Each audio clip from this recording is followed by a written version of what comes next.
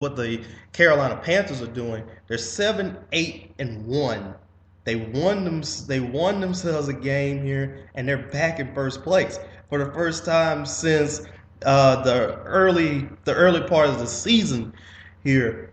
Crazy thing is, they had themselves a very bad slump, but they got hot at the right time, and they won five straight. That's including the playoff game.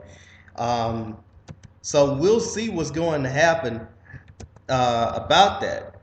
So I don't know what's going to happen here with them because their next game they got to travel all the way out to Seattle, and that's going to be a very tough one, especially with that being a very good night game too.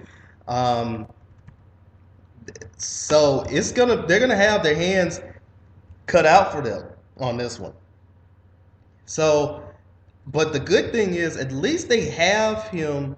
At least, at least they have themselves at least a good running game that can possibly go toe to toe with with the Seattle.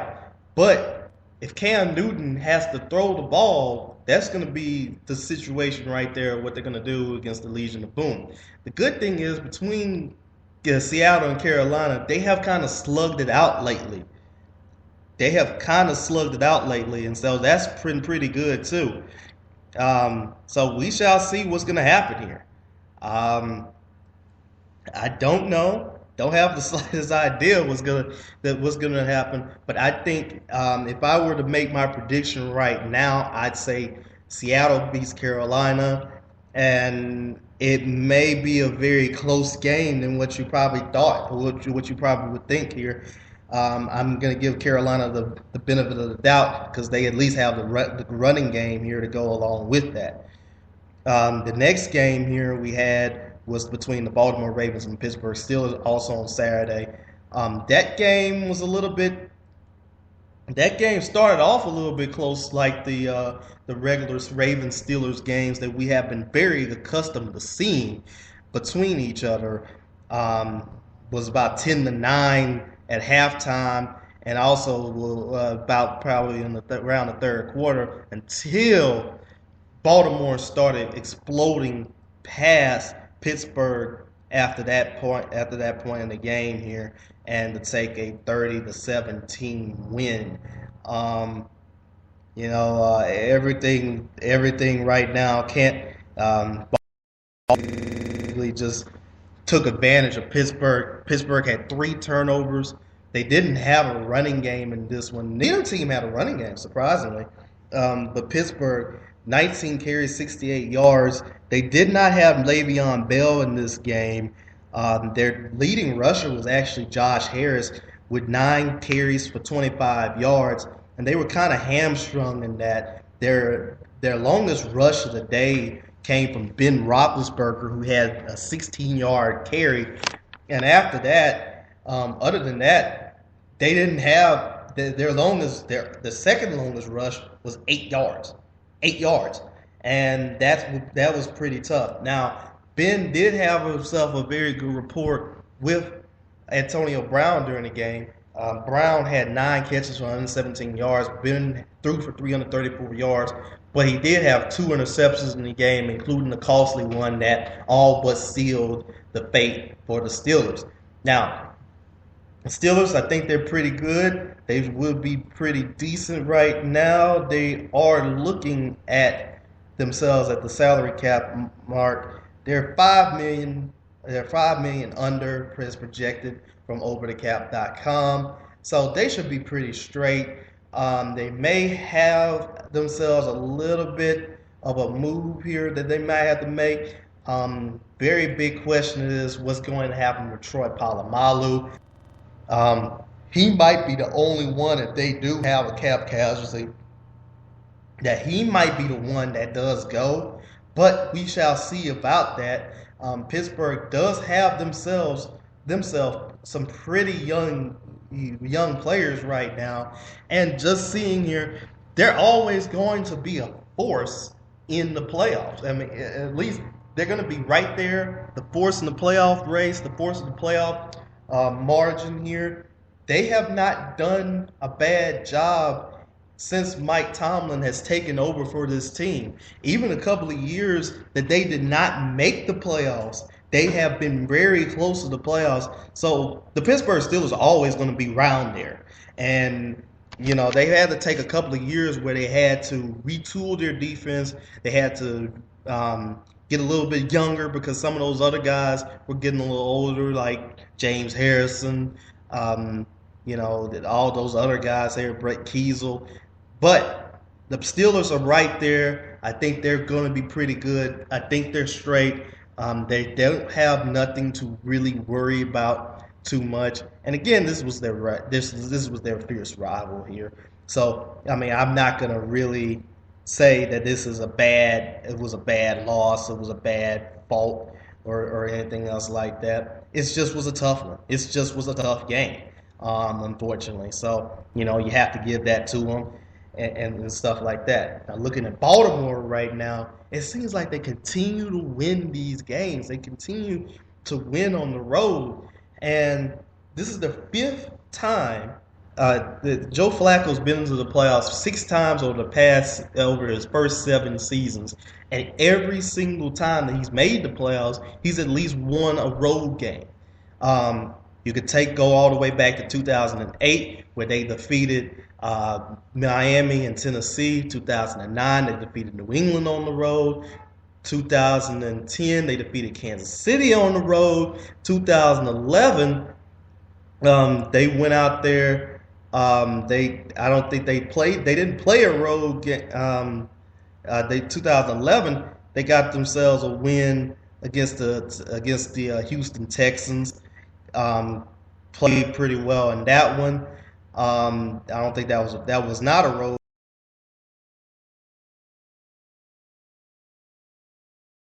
game as well. And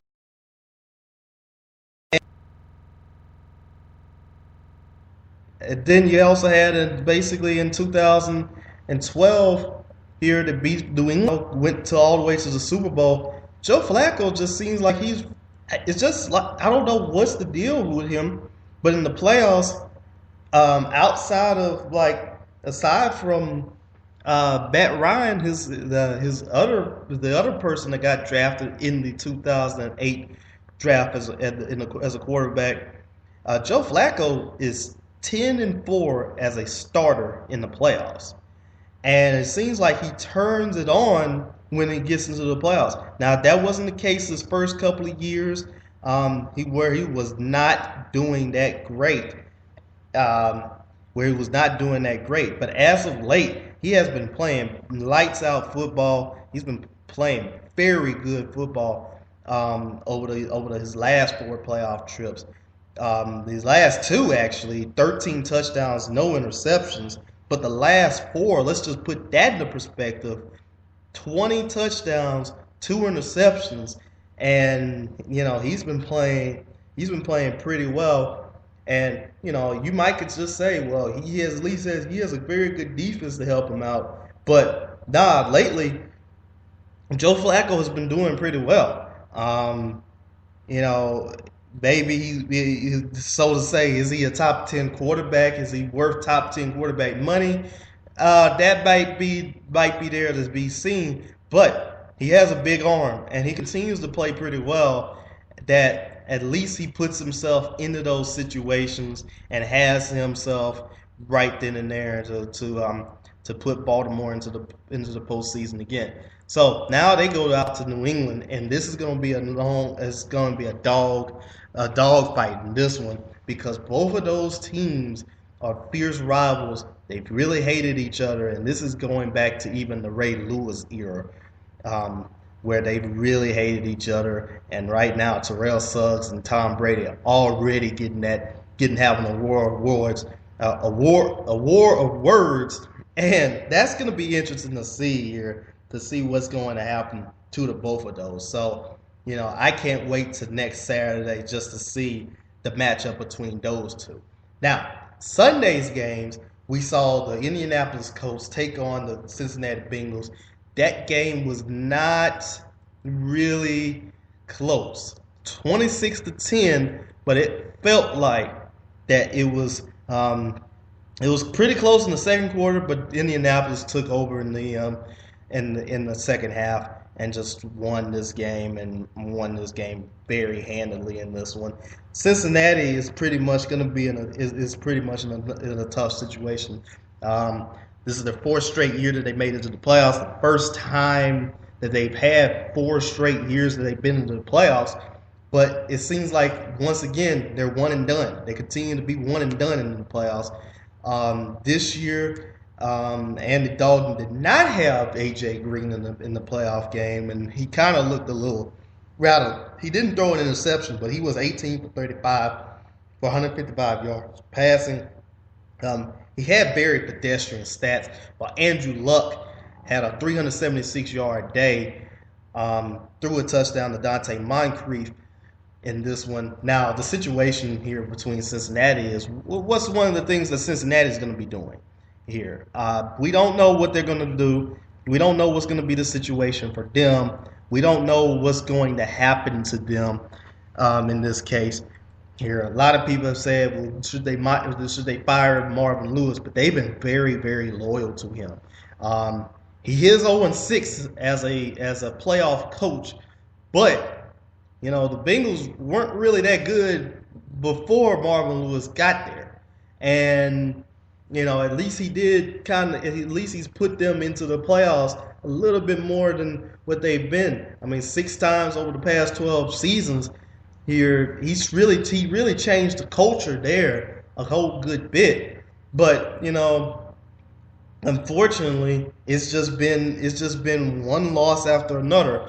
And, you might could just say that the first loss really was not his fault. Carson Palmer gets hurt on a freak accident.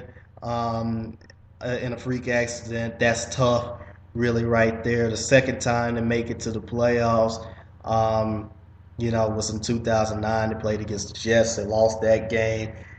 Then you had a hiatus. Then you get to 2011 and 12. You lose to the Texans. Then in 2013, you finally get yourself a home playoff game with Andy Dalton, but they lose to San Diego, and now they go out there. They play in the next round. They're playing this one here against the Colts with Andrew Luck. I don't know what's going to be the situation right here. I mean, but again, the Cincinnati is very good. I mean, they got a good defense. They have themselves a pretty good running game, an underrated running game. Jeremy Hill's really come along of himself right now. He's really taken over that spot. And, they have some pretty decent receivers out there. Mohamed Sanu is not a number one receiver, but my goodness, at least when he's out there with A.J. Green, he can do some things. But unfortunately, that was not the game out there, and they could not get a chance to win.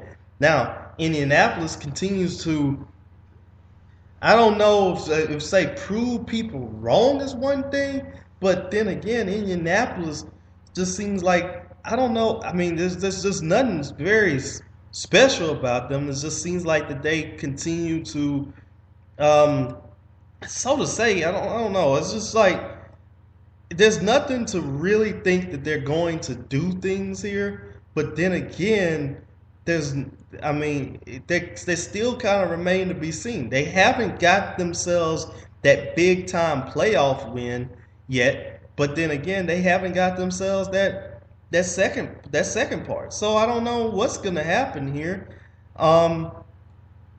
We shall see here, though. I mean, it's just one of those interesting things what they're going to do. I don't know what's going to happen here. They play against Denver. They could have the chance to win this game. But then again, Denver is a very tough team, especially in the Mile High City. Denver's got themselves a little bit of a running game now.